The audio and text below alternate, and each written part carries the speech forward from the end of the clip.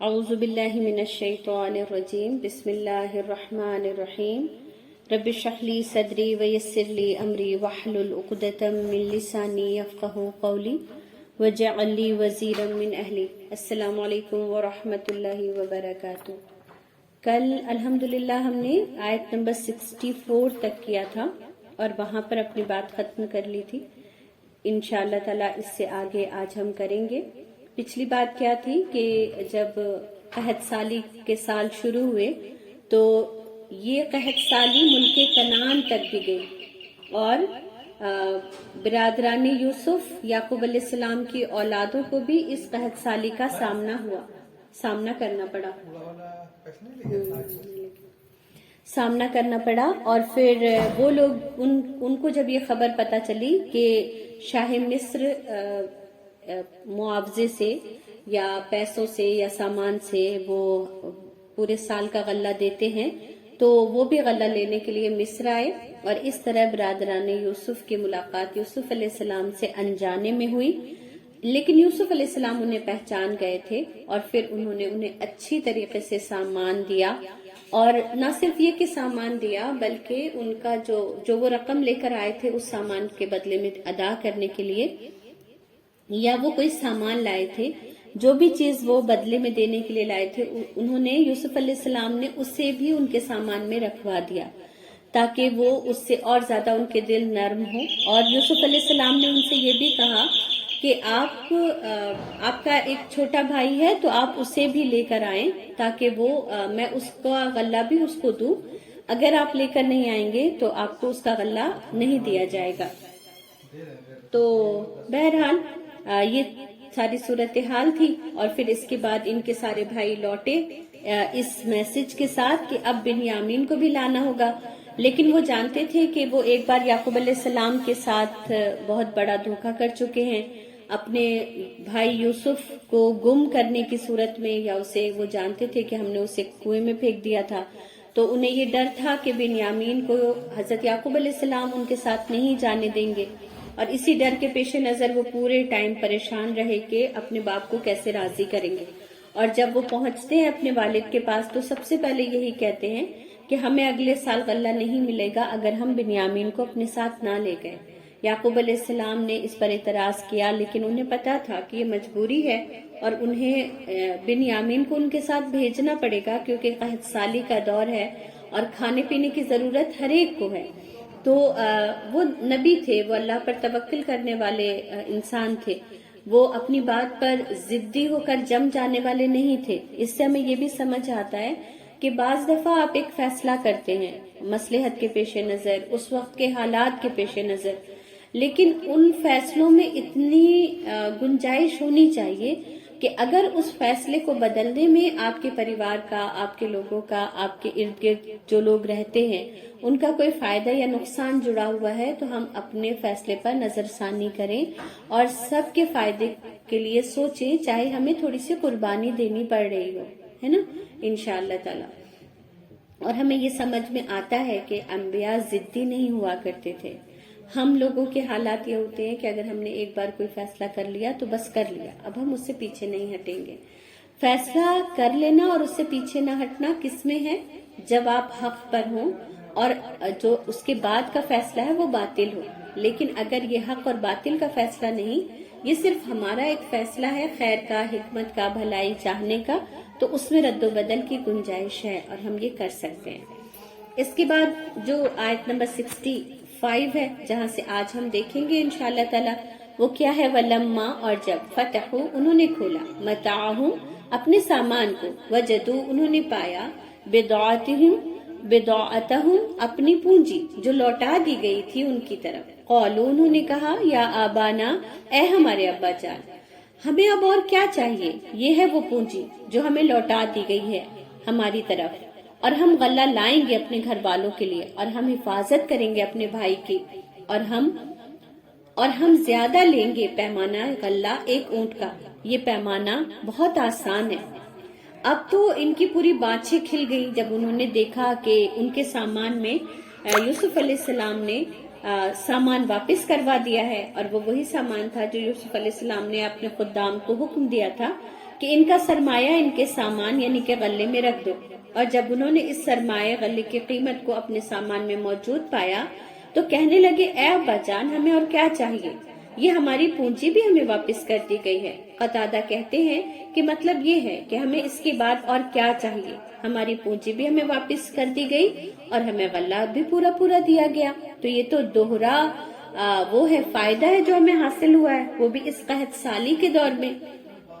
کہاں تو یہ کہ کوئی ہمیں ڈبل ہم سے اجرت وصول کرتا، ہم سے بہت سارا مال لیتا اور اس کے بعد ہمیں کوئی فائدہ پہنچاتا، اور کہاں تو یہ ہے کہ ہمیں وہ بھی مال بھی واپس کر دیا گیا اور ہمیں غلہ بھی پورا پورا عطا کر دیا گیا۔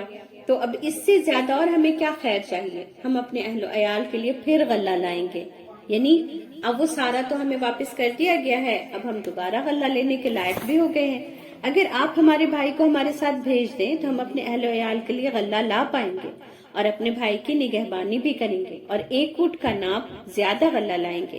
اس لیے حضرت یوسف ایک شخص کو اتنا غلہ دیتے تھے جس سے ایک اونٹ اٹھا سکے تاکہ وہ اس کے سال بھر کے لیے کافی ہو۔ برادران یوسف کہنے لگے یہ ماپ تو بہت آسان ہے، یہ جملہ کلام کی تکمیل اور تحسین کے لیے کیا گیا، یعنی ان کا بھائی جو غلہ لے گا اس کے مقابلے میں یہ بہت تھوڑا ہے، یہ اس کے برابر نہیں۔ یعقوب علیہ السلام نے کہا، اب آگے آیت نمبر 66، یعقوب علیہ السلام نے کہا ہرگز نہیں، میں بھیجوں گا اسے ساتھ تمہارے، حتیٰ یہاں تک کہ تم دو مجھے پختہ وعدہ اللہ کے نام کے ساتھ، ہے نا۔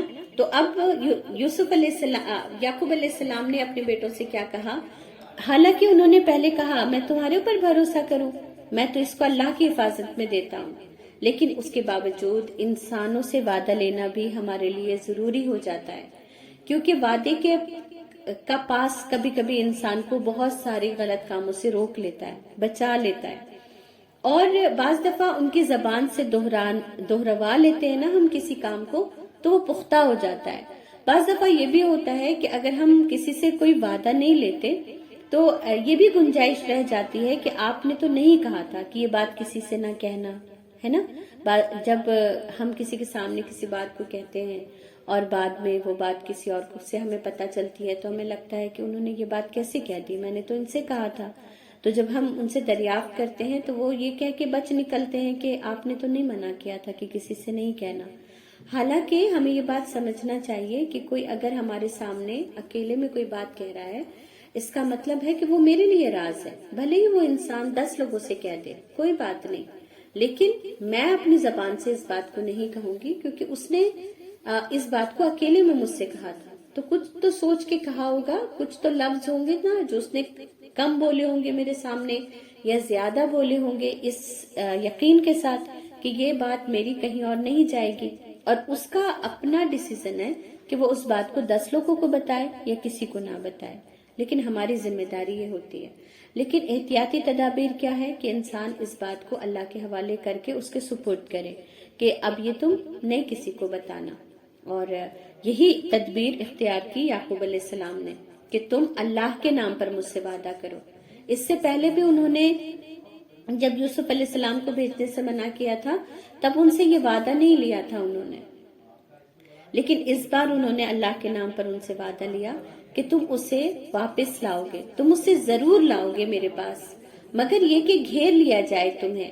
پھر جب انہوں نے دیا اسے پختہ وعدہ اپنا تو اس نے کہا اللہ اس پر جو تم کہتے ہو نگہبان ہے، یعنی یہ کہ جب یعقوب علیہ السلام نے ان سے پکا وعدہ لیا اللہ کے نام پر تو اور کیا کہا کہ تم اسے ضرور واپس لاؤ گے، الا یہ کہ تمہیں گھیر لیا جائے، یعنی الا یہ کہ تمہیں کوئی جان سے ہی مار ڈالے، تمہیں فوج چاروں طرف سے گھیر لے، تم کسی اور ہی وجہ سے پکڑے جاؤ یا تمہارا کوئی اور ہی نقصان ہو جائے، اس کے سوا کوئی دوسری صورت نہیں کہ تم اسے واپس نہ لاؤ۔ مطلب یہ کہہ کے نہ آنا کہ یامین کو کچھ ہو گیا، بلکہ تم سب ہلاک ہو جاؤ، ایسی کوئی کنڈیشن آ جائے تو یامین بھی نہ آئے تو کوئی بات نہیں، ہے نا۔ یعنی تم تو سلامتی کے ساتھ بچ کر آ جاؤ اور یامین کو کچھ ہو جائے تو یہ اس بار یہ گوارا نہیں ہوگا، ہے نا۔ یہ کتنی بڑی ضمانت تھی جو یعقوب علیہ السلام ان سے لے رہے تھے، اور یہ لینا ضروری تھا کیوں؟ کیونکہ وہ ایک بار دھوکا کھا چکے تھے. حالانکہ چیزیں ہوتی اللہ کی مرضی سے. آپ کو یاد ہوگا اس سے پہلے میں نے ایک بات کہی تھی کہ ایک انسان نہیں آزمایا جاتا بلکہ اس کے ارد گرد کے بہت سارے لوگ آزمائے جاتے ہیں. اللہ کی آزمائش آئی. یوسف علیہ السلام کے ساتھ جو حادثہ پیش آیا وہ یہ حادثہ ایسے ہی ہونا لکھا تھا، لیکن اس میں جن لوگوں نے اپنا کردار ادا کیا انہوں نے، خیر والوں نے خیر کا اور شر والوں نے شر کا کردار ادا کیا. اب جب یعقوب علیہ السلام نے ان سے وعدہ لیا تو کیا لیا کہ اب تمہیں کچھ ہو جانا چاہیے اگر یامین کو کچھ ہوا تو. اور یہ کہنے میں اب انہیں کوئی روک نہیں سکتا تھا. یہ کوئی نہیں کہہ سکتا تھا کہ بتائیں آپ کو یامین اتنا پیارا ہے کہ آپ ہماری جان کے در پہ ہیں. اگر یوسف علیہ السلام کے وقت میں یہ بات کہتے تو ان کے بیٹے یہ بھی اعتراض کرتے کہ آپ کو تو اسی سے محبت ہے، یعنی ہماری جان چلی جائے پر یوسف کی نہیں جانی چاہیے. اور یہ ساری جو الفاظ ہیں، یہ ساری چیزیں بالکل ہمارے اپنے گھر میں، ہمارے اپنے روزمرہ کی زندگی میں ایسے کامن ہے کہ ہم اس کا ہر وقت وہ دیکھتے رہتے ہیں. کبھی بھائی بہنوں میں، کبھی اپنے سسرال میں، دیور جیٹھ جٹھانی نندوں کے درمیان، یہ تمام ایسے معاملات ہیں. اور ہم چونکہ یہی جانتے ہیں اس لیے باقی جو مرد باہر کے ہوتے ہیں وہ ان چیزوں کو ویسے ہی دیکھ رہے ہوتے ہیں اور ان چیزوں سے ان کا واسطہ بھی ایسے ہی پڑ رہا ہوتا ہے. اس کے بعد یعقوب علیہ السلام نے ان سے وعدہ لیا، پختہ وعدہ، اور کہا کہ یہ جو وعدہ کر رہے ہو اس پر میں اللہ کو نگہبان بناتا ہوں. پتہ ہے یہی ساری چیزیں تھیں جس نے مجھے یہ سمجھایا کہ سورہ یوسف کو ہر خاندان کو بیٹھ کر پڑھنا بہت ضروری ہے. یہ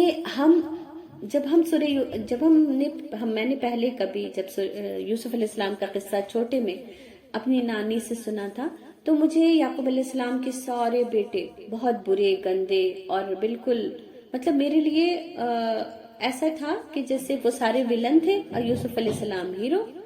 اور کبھی نہیں ذہن میں، ظاہر سی بات ہے چھوٹے بچوں کے ذہن میں یہ بات آ بھی نہیں سکتی ہے، لیکن جیسے جیسے وقت گزرتا ہے آپ کو یہ بات سمجھ آتی ہے کہ وہ یعقوب علیہ السلام کے بیٹے تھے، وہ ایک اللہ کو ماننے والے تھے. آپ کو یاد ہے نا جب یعقوب علیہ السلام کے انتقال کا وقت آتا ہے تو یعقوب علیہ السلام اپنے بیٹوں سے کیا پوچھتے ہیں کہ میرے بعد تم کس کی عبادت کرو گے؟ تو بیٹے کیا کہتے ہیں کہ ہم آپ کے رب یعنی اللہ کی عبادت کریں گے. اس کا مطلب ہے ان کے تمام بیٹے مسلمان تھے، وہ سب ایک اللہ پر یقین رکھنے والے تھے، ایک اللہ پر یقین رکھنے والے تھے، آخرت پر یقین رکھنے والے تھے. پھر بھی ان سے یہ خطائیں ہوئی تھیں اور پھر بھی ان سے یعقوب علیہ السلام نے اپنا رشتہ بھی نہیں ختم کیا تھا، ہے نا. تو معاملات کا اونچ نیچ، معاملات کے یہ تمام چیزیں ہوتی ہیں، ہمیں ان چیزوں کے ساتھ جینا بھی سیکھنا چاہیے، ان چیزوں کی اصلاح بھی ہوتی رہنا چاہیے زندگی میں، اور ہر ایک سے یہ امید بھی رکھنا چاہیے کہ کبھی بھی کسی کی طرف سے بھی شر آ سکتا ہے. یعنی اللہ کے ہر بندے کو بندہ سمجھنا چاہیے، کسی کو بھی فرشتہ نہیں سمجھنا چاہیے. اور یہ میں کیوں کہہ رہی ہوں کہ بعض دفعہ ہم بہت سارے اچھے کام کرتے ہیں تو لوگوں کی اپنے آپ توقعات ہم سے یہ ہو جاتی ہے کہ اب ان سے کوئی غلطی نہیں ہونی چاہیے، ہے نا.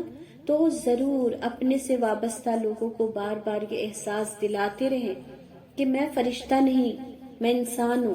اللہ نے جو مجھے علم دیا ہے وہ اب میں آپ کے سامنے رکھ رہی ہوں، لیکن ضروری نہیں اس علم کا ہر عنصر میرے اندر موجود ہو، بلکہ اس کا اگر 20-25% بھی میرے اندر موجود ہے تو یہ بہت بڑی اللہ کی رحمت ہے، ورنہ زیادہ تر چیزیں تو علم ہے اس لیے پہنچانا ضروری ہے.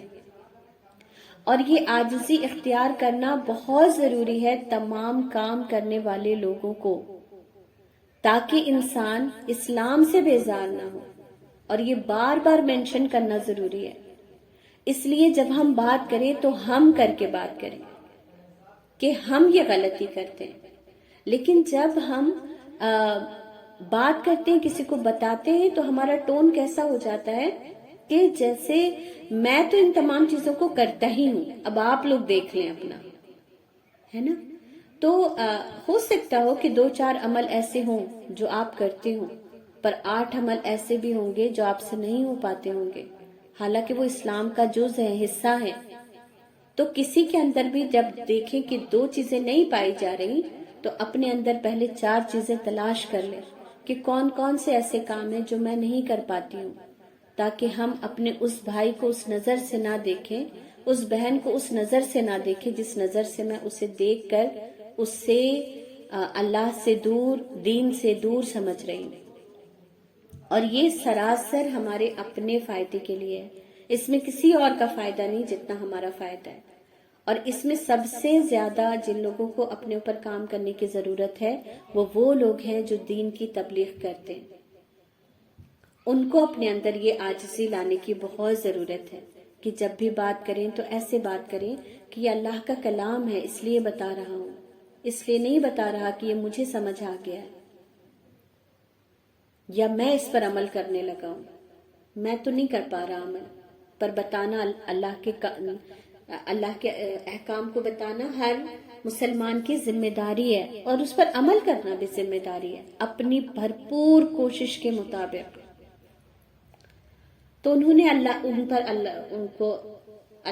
اللہ کے نام پر ان سے یہ وعدہ لیا اور ان کو اللہ ہی کے نام کے ساتھ نگہبان مقرر کیا.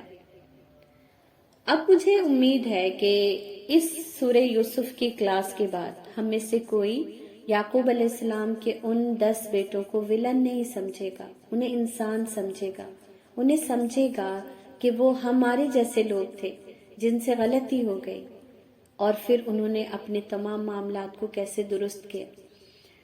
قالا کا فرمایا یا بنیا، اے میرے بیٹوں، ہے نا. اب دیکھیں وہ باپ ہیں، انہوں نے سرزنش کی، انہوں نے ڈانٹا پھٹکارا ہے. اچھا تم لوگوں پر بھروسہ کروں.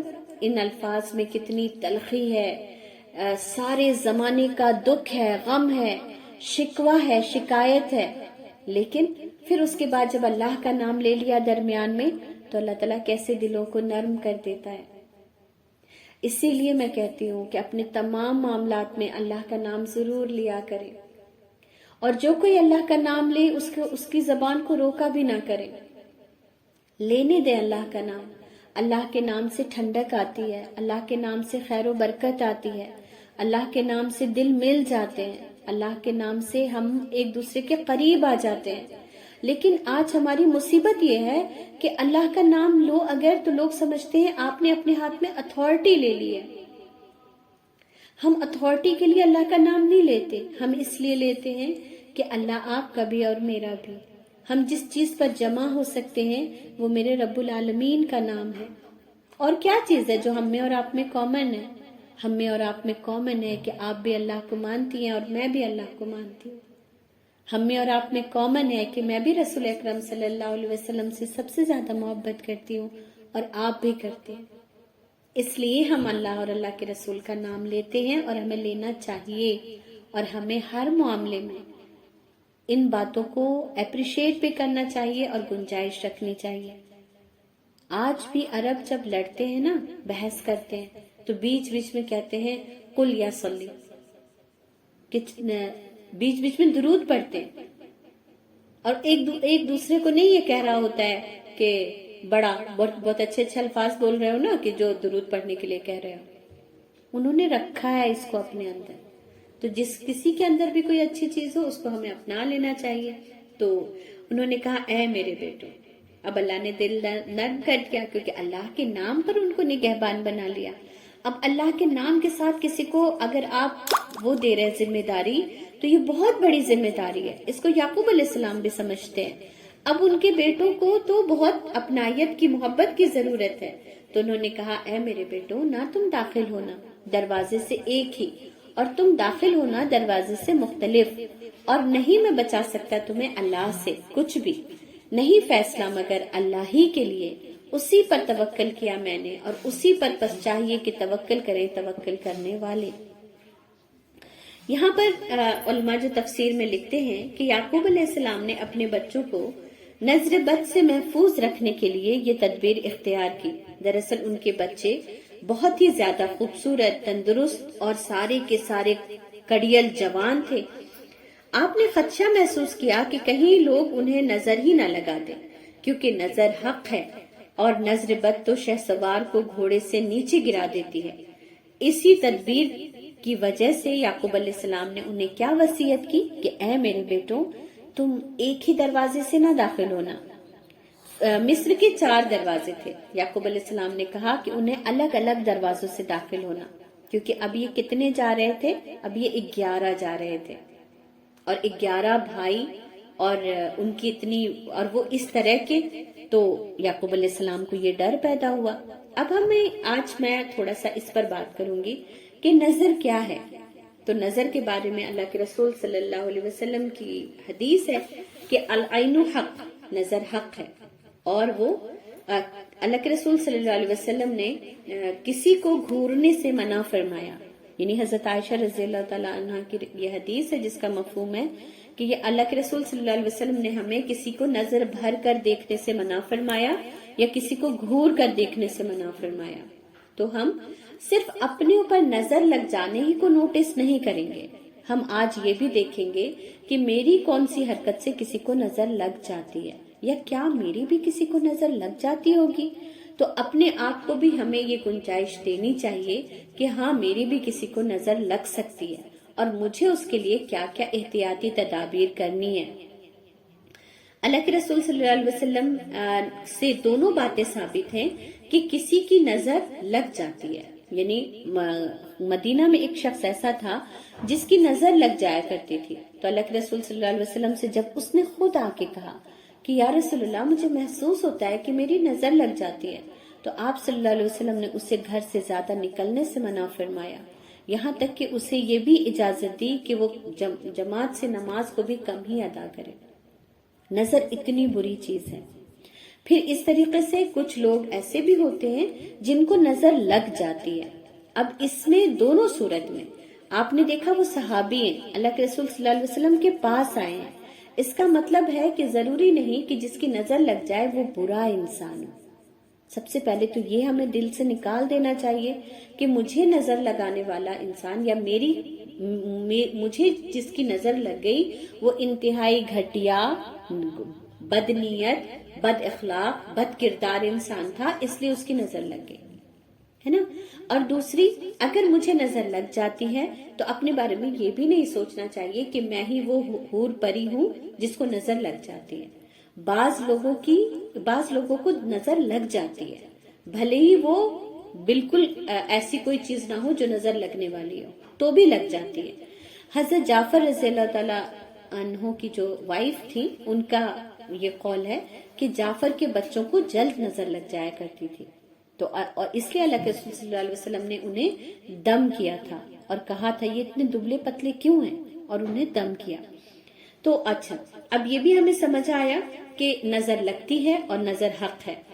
نظر کن کن وجوہات سے لگتی ہیں ان کو ہم دیکھ لیتے ہیں، جس کے بارے میں رسول اکرم صلی اللہ علیہ وسلم کی حدیث بھی موجود ہے، اور یہ آیت بھی اسی طرف اشارہ کر رہی ہے کہ یعقوب علیہ السلام نے کیا کہا، ایک دروازے سے نہ جانا۔ ایک دروازے سے جاتے تو کیا ہوتا کہ ان کی طاقت، ان کے حسن و جمال کا دوسروں پر روب پڑتا، اور یہ چیزیں نظر لگنے کی وجہ بن سکتی ہیں، یعنی آپ کی تعداد، آپ کا حسن، آپ کا مال، آپ کی کوئی بھی نعمت جو دوسرے کے پاس نہ ہو، وہ دوسرے کے نظر لگنے کی وجہ ہو سکتی ہے۔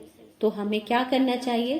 ہمیں دکھاوے سے پرہیز کرنا چاہیے، لیکن ہمارے سارے کام ایسے ہوتے ہیں جو نظر لگوانے والے ہوتے ہیں، نظر سے بچنے والے نہیں ہوتے، سارے کام نظر لگوانے والے ہوتے ہیں۔ جیسے ہم اچھا، میں نے جب اس کو بہت پہلے بہت پڑھا تھا، بہت اس کو سمجھا تھا، تو میں نے ایک چیز نوٹس کی کہ ہم یہ سمجھتے ہیں کہ لوگوں نے نظر لگا دیا، حالانکہ اگر آپ اس کو ذرا پلٹ لیں اور دیکھیں تو یہ سمجھ آتا ہے کہ ہم نے اپنی نعمتوں کی اتنی نمائش کی کہ نظر لگ گئی، تو قصور ہمارا ہوتا ہے۔ جیسے ایک صاحب کے بارے میں تھا کہ ان کا بچہ دن بدن کمزور ہوتا چلا گیا، پڑھائی چھوٹ گئی، بستر پر پہنچ گیا، اور جب ان کو انہوں نے کسی سے کنسلٹ کیا کہ میرا بچہ، اور کوئی بیماری نہیں نکل رہی تھی، تو جب ان کے پاس کوئی عالم آئے اور انہوں نے ان کو دیکھا اور ساری باتیں معلوم کی، تو پھر انہوں نے کہا کیا کبھی ایسا ہوا تھا کہ آپ نے اپنے بچے کی بہت زیادہ تعریف کی اور اس وقت آپ کے دل میں غرور آ گیا تھا؟ تو ان لوگوں کو نہیں یاد آ رہا تھا، لیکن بہت انہوں نے دعائیں کی تو ان کو پھر یاد آیا کہ ایک بار ہم نے اس کی برتھ ڈے منائی تھی اور بہت لوگوں کو انوائٹ کیا تھا اور یہ بہت امیر تھے اور بچہ اس دن بہت خوبصورت لگ رہا تھا، اور انہوں نے باضابطے مائک پہ انہوں نے اپنے بچے کی خوب تعریف کی، اور پھر انہوں نے اس بات کو مانا کہ اس وقت میرے دل میں بہت غرور تھا کہ اللہ نے مجھے بہت ساری نعمتوں سے، حالانکہ اللہ ہی کے نام پہ ان کے دل میں تھا، لیکن اللہ کے نام پر بھی ہم غرور نہیں کر سکتے، ہے نا؟ جیسے ہم کہتے ہیں ماشاءاللہ سے اللہ نے تو ہمیں بہت دے رکھا ہے، ماشاءاللہ سے ہمارے گھر میں تو کبھی کوئی تنگی نہیں ہوئی، یہ ماشاءاللہ کہہ کر کے بھی ہم غرور کے ٹون میں جب لفظ بولتے ہیں تو وہ ماشاءاللہ ہمیں کوئی فائدہ نہیں پہنچاتا اور وہ ہماری بربادی کی وجہ بن جاتا ہے۔ تو ہم آج سے یہ سمجھ لیں کہ نظر ہمیں ہماری اپنی حرکتوں کی وجہ سے لگتی ہے۔ بیٹیاں اپنے گھروں میں خوش نہیں رہتی تو ہم یہ سمجھ نہیں پاتے کہ ہم ہر بات کا تذکرہ دوسروں سے کر رہے ہوتے ہیں۔ شوہر اگر محبت کرتا ہے، خیال رکھتا ہے، اس کو بھی ایسی عورتوں کے سامنے بولتے ہیں جن کے شوہر تھوڑا بہت نہیں ان کا خیال رکھتے، تو آپ بتائیں ان کے دل سے آپ کے لیے دعائیں نکلیں گی؟ نہیں، انہیں تو یہ لگے گا کہ آپ انہیں نیچا دکھا رہی ہیں، آپ انہیں کچھ جتا رہی ہیں، آپ انہیں کچھ بتا رہی ہیں، اور پھر ہم دیکھتے ہیں ہمارے شوہروں کے موڈ بدل جاتے ہیں۔ تو جلدی جلدی اسی لیے ان پر دم کرنا چاہیے جب دیکھیں کہ موڈ بدل رہا ہے، اور بعض دفعہ ہمارے غیر ارادی طور پر بھی ہو جاتا ہے کہ ہمارا ارادہ نہیں ہوتا دکھاوے کا، پر پھر بھی لوگوں کی نظر لگتی ہے، یہ بھی سچائی ہے۔ لیکن احتیاطی تدابیر جو یعقوب علیہ السلام نے اختیار کیا وہ ہمیں ہر حال میں اختیار کرنا ضروری ہے۔ اب ایک اور چیز کہ ایک اور ایکسٹریم یہ ہے ہماری کہ ہم اب ایسے ہو گئے ہیں کچھ لوگ جو میں جانتی ہوں کہ پھر وہ اپنی کوئی گڈ نیوز، کوئی بھی بات کسی سے شیئر نہیں کرتے۔ تو کیا یہ بہتر ہے؟ کیا یہ ٹھیک ہے؟ کیا اس سے لوگوں کی دل آزاریاں نہیں ہوتی ہیں؟ اور کیا اس سے ہم دل آزاری کی کسی کی وجہ نہیں بنتے؟ اور کیا اس سے ہم بہت ساری دعاؤں سے ونچت نہیں رہ جاتے؟ ہاں، تو یہ ایک فائن لائن ہے جسے ہمیں خود طے کرنا پڑے گا کہ کہاں پر مجھے اپنی باتیں کس انداز سے بولنی ہے جس میں کوئی غرور نہ ہو، دکھاوا نہ ہو، بلکہ اللہ کی شکر گزاری کے ساتھ اپنے اس نعمت کو بہت ہمبل ہو کر، بہت تھوڑا کر کے، لیکن بتانا بھی ضروری ہوتا ہے اپنے لوگوں کو، کیونکہ اس سے دل اتنے آپس میں کٹ رہے ہیں۔ ہم نے اس حدیث کو بھی اتنا غلط جگہ فٹ کیا ہوا ہے، حالانکہ دکھاوا کرنے سے ہم باز نہیں آتے، لیکن ہم اپنی خوشخبریاں شیئر نہیں کرتے، بس باقی ہمارے پہننے، اوڑھنے، کھانے، پینے، بولنے میں سارا دکھاوا موجود ہے۔ تو یہ فائن لائن ہمیں خود وہ کرنا ہوگا کہ کہاں پر ہمیں اپنی باتیں کس انداز سے رکھنی ہے اور کن الفاظ کے ساتھ رکھنی ہے۔ ہمیں پتا ہے اگر ہم ماشاءاللہ تبارک اللہ، ماشاءاللہ لا قوت الا باللہ کر کے کوئی بات کہیں گے تو انشاءاللہ تعالی نظر نہیں لگے گی۔ صرف ماشاءاللہ کہنے سے نظر ایسا نہیں کہ نہیں لگتی ہے نا، پوری دعا پڑھنا ضروری ہے۔ اور میں نے ابھی ریسنٹلی ایک تحقیق پڑھی ہے، مجھے ابھی اس کے بارے میں زیادہ نہیں پتا، کہ ماشاء اللہ لا قوت الا باللہ کس کے لیے ہے؟ اپنے لیے ہے۔ نہیں، ہاں، ماشاء اللہ لا قوت الا باللہ اپنے لیے ہے۔ اور اگر آپ دوسرے کی کسی چیز کو دیکھیں تو کہیں ماشاء اللہ تبارک اللہ، اور یہ قرآن سے انہوں نے ریفرنس دیا تھا کہ اللہ نے کہا تم نے یہ کیوں نہیں کہا کہ ماشاءاللہ لا قوت الا باللہ جب وہ 2 باغ والوں کو یہ کیا تھا تو، ہے نا؟ اور ماشاءاللہ تبارک اللہ کا بھی کچھ کہا تھا انہوں نے، وہ مجھے ابھی یاد نہیں ہے، کبھی اگر مجھے دکھا ملا تو میں انشاءاللہ تعالی شیئر کروں گی آپ لوگوں سے۔ اب یہاں پر ہم ان دعاؤں کو بھی انشاءاللہ تعالی ضرور دیکھ لیں جو مسنون دعائیں ہیں۔ اچھا، نظر کا علاج کیا ہے؟ نظر کا علاج یہ ہے کہ جس کی نظر لگ جائے وہ اسے پوری ایمانداری کے ساتھ یہ مان لینا چاہیے کہ میری نظر لگ گئی، اور اپنے وضو کا پانی جس کو نظر لگ گئی ہے اس کو دینا چاہیے۔ یہ بھی ایک ثواب کا کام ہے، یہ بھی ایک نیکی کا کام ہے۔ اور میں جب چھوٹی تھی تو میں نے کسی سے سنا تھا کہ جس کی نظر لگ جائے اس کا ہاتھ سر پر پھروا دو، ہے نا، وہ آ کے خود کہہ دے کہ مطلب کوئی بھی بات، کوئی بھی اچھی دعا، لیکن یہ نہیں ہے، یہ ہماری اپنی من گڑت وہ ہیں، قصے کہانیاں ہیں۔ دراصل اللہ کے رسول صلی اللہ علیہ وسلم کی حدیث ہے جس سے یہ پتا چلتا ہے کہ جس کی نظر لگ جائے وہ اپنا وضو کا پانی اپنے بھائی کو دے۔ لیکن آج کل تو کوئی ایکسپٹ کرے گا نہیں کہ میری نظر لگ گئی، کیونکہ ہم تو اتنے نیک ہیں، ہماری نظر تو لگ ہی نہیں سکتی ہے نا۔ تو وہ تو صحابہ کرام تھے جن کی نظر لگ جایا کرتی تھی ایک دوسرے کو، ہماری بالکل بھی نہیں، ہماری نہیں لگتی کسی کو۔ تو پھر ایسی کنڈیشن میں کیا کریں؟ ایسی کنڈیشن میں ہم یہ کر سکتے ہیں کہ ہم جو ماں باپ ہیں وہ ان میں سے جو زیادہ نمازی ہو، پرہیزگار ہو، وہ اپنے وضو کا پانی اپنے بچوں کے اوپر ڈال سکتا ہے۔ اور ایسے ہی آپ کے کوئی رشتہ دار ہے، آپ کا کوئی اپنا ہے، یا آپ کے اپنے گھر میں آپ کا شوہر ہے، یا شوہر ہے تو بیوی ہے، کوئی بھی ایک دوسرے کے پانی سے بھی، لیکن ماں باپ کے پانی کا زیادہ فائدہ ہے، کیونکہ ماں باپ زمین پر آپ ایک بچے کے لیے سب سے بڑے پیر ہیں، ہے نا۔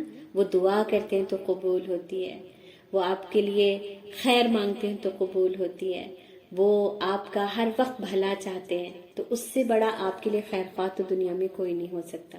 اور پھر اس کے بعد یہ کہ معوذتین پڑھا کرے، یعنی سورہ ناس اور فلق پڑھا کرے۔ اور اللہ کے رسول صلی اللہ علیہ وسلم سے 3 دعائیں ثابت ہیں نظر کی، اعوذ بکلمات اللہ التامات من کل شیطان وحامات ومن کل عین لامہ، بسم اللہ ارقیک من کل شیء یضیق اللہ یشفیک، اور بسم اللہ ارقیک من کل شیء یضیق من شر کل نفس او عین حاسد اللہ یشفیک، بسم اللہ ارقیک، بسم اللہ یبریک ومن کل داء یشفیک ومن شر حاسد اذا حسد ومن شر کل ذی عین۔ یہ دعائیں ہیں، اور یہ بھی یاد رکھیں کہ اس کے سلسلے میں یہ بھی ہے کہ حفاظت کی دعاؤں کی پابندی کی جائے، صبح شام کے اذکار پابندی سے پڑھے جائیں، اور سورہ ناس اور فلق کا بہت اہتمام کیا جائے۔ جن لوگوں کو صبح شام کے اذکار نہیں یاد ہیں وہ بک سے دیکھ کر کے پڑھیں، یا کنستین ڈاؤن لوڈ کر لیں، اس میں آپ کو صبح شام کے اذکار مل جائیں گے، یا کنستین کی بک مل جاتی ہے، وہ آپ پرچیز کر کے اپنے بیگ میں اپنے ہر جگہ رکھ سکتے ہیں انشاءاللہ تعالی۔ اس سے بہت سارے لوگوں کو بہت فائدہ ہوا ہے، آپ کو بھی ہوگا۔ اور یہ جو حفاظت کی دعائیں ہیں، نظر کی دعائیں ہیں، ان سب کی ریکارڈنگ یوٹیوب پر موجود ہے، آپ چاہیں تو اسے چلا کر سنیں تاکہ آپ کو یہ سارے صحیح مخرج کے ساتھ یاد ہو جائیں۔ بہت سارے لوگ کہتے ہیں باجی یہ دے دیجئے ہم پڑھ لیں گے، ہمارے مخارج ٹھیک نہیں ہوتے اس لیے دعاؤں کا اثر نہیں ہوتا، تو اس لیے قاری کو لگائیں اور ان دعاؤں کو صحیح مخرج کے ساتھ یاد کریں، اور یہی حل ہے۔ ہر ایک سے بولنے سے یہ بیماری نہ دور ہوئی ہے نہ دور ہوگی۔ اور ایک اور بات یہ سمجھ لیں کہ ایک نظر ہے، ایک شیطان کا وسوسہ ہے، اور شیطان کی بھی نظر ہے، اور ایک جادو اور سحر ہے۔ ہمارا اب تک کا جتنا تجربہ رہا ہے یہ پایا گیا ہے کہ یا تو شیطانی وسوسہ یا شیطان کی نظر کی وجہ سے بہت ساری چیزیں ہو رہی ہوتی ہیں، یا پھر نظر کی وجہ سے ہو رہی ہوتی ہیں۔ جادو اور سحر زیادہ تر نہیں ہوتا ہے، لیکن ہم زیادہ تر اس کے پیچھے پڑ جاتے ہیں، علاج کے پیچھے، اور پھر ہم وہ سارے غلط کام کرتے ہیں۔ اور دیکھیں غلط کام جب ہم کہہ رہے ہیں نا تو یہ نہیں ہے کہ آپ پوجا پاٹ کرنے لگے، غلط کام یہ بھی ہے کہ آپ کسی مولانا کے پاس جا کر وہ دعائیں پوچھیں، وہ تدبیریں کروائیں، وہ قربانیاں کریں جو اس مولانا نے خود سے اخذ کی ہیں، یہ بھی غلط طریقہ ہے۔ اور اس کے بارے میں بھی یہ ہے کہ پھر ایسے لوگوں کی بخشش نہیں ہوتی ہے جو ایسی تدبیریں اختیار کرتے ہیں، اور جن پر جادو کیا گیا اور انہوں نے اللہ کے حکم کے ذریعے، رسول اکرم صلی اللہ علیہ وسلم کی سنت کے ذریعے اس کو توڑنے کی کوشش کی، ویسے عمل کیے، اور اس کے لیے کوئی غلط عمل اختیار نہیں کیا، تو ان کے لیے اللہ نے یہ کہا کہ وہ بغیر حساب کتاب جنت میں داخل کر دیے جائیں گے۔ تو اگر کسی کے ساتھ جادو ہو گیا اور تو آخر اس کا کیا ہوگا کہ انسان مر جائے گا، اس سے زیادہ کوئی بری چیز تو نہیں ہو سکتی۔ لیکن اگر ہم نے اس کے لیے غلط تدبیر اختیار کی تو اس کے بعد کوئی بخشش نہیں ہے۔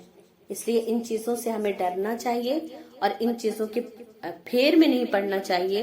اور میں آپ کو یہ گارنٹی دیتی ہوں اللہ کے نام کے ساتھ کہ آپ اپنے گھر میں رقیہ چلائیں، آپ اپنے بچوں کو ان تمام دعاؤں سے دم کریں، اللہ کے حکم سے جتنی چیزیں ہیں وہ سب دور ہو جائیں گی۔ کیوں؟ کیونکہ ہمارا ایمان اتنا ابھی کامل نہیں ہے کہ اللہ تعالیٰ ہمیں ان چیزوں کے ساتھ آزمائے. ہم اگر یقین کے ساتھ ان تمام چیزوں کو کرتے ہیں تو اللہ کے حکم سے یہ تمام چیزیں دور ہو جاتی ہیں. لیکن یقین رکھنا بہت ضروری ہے. آج میں نے سوچا تھا کہ توکل پر بھی آج بات کر لیں گے، لیکن میرا ٹائم ہو گیا ہے، اس لیے میں یہاں پر آپ دعا کرا لیتی ہوں. انشاءاللہ تعالیٰ اس کی جو وہ ہے اس آیت کو مکمل انشاءاللہ ہم کل کریں گے. سبحانک اللہم و بحمدک، نشہد ان لا الہ الا انت، نستغفرک و نتوب الیک. سبحان ربک رب العزت عما یصفون، والسلام علی المرسلین، والحمد للہ رب العالمین. آمین. السلام علیکم ورحمۃ اللہ وبرکاتہ.